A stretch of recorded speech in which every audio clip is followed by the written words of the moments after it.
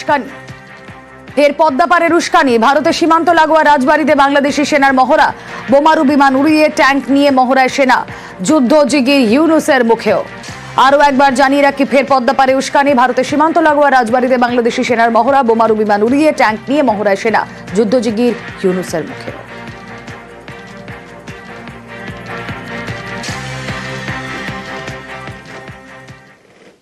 ভাঙবেন তবু মচকাবেন না, বাংলাদেশে থামছেই না হম্বিতম্বি।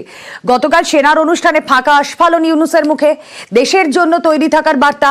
আর ফের যুদ্ধজিগির তদারকি সরকারের প্রধান উপদেষ্টার।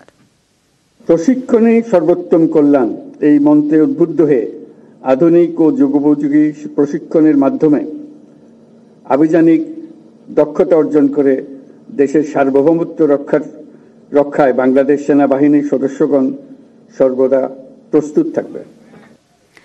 ভারত বিদ্বেষের বিষে নিজের পায়েই করুল। ভারতে বিচার বিভাগের প্রশিক্ষণ কর্মসূচি বাতিল করল বাংলাদেশ। ফেব্রুয়ারিতে 10 দিনের প্রশিক্ষণ কর্মসূচিতে অংশ নেওয়ার কথা ছিল 50 জনের।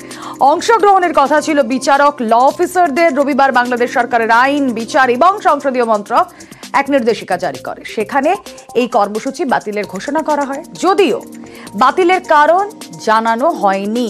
তবে বর্তমান পরিস্থিতিতে এই প্রশিক্ষণ তাদের পক্ষে ঝুঁকিপূর্ণ। মগজ ধোলাইয়ের আশঙ্কায় সফর বাতিল ইউনূস সরকারের।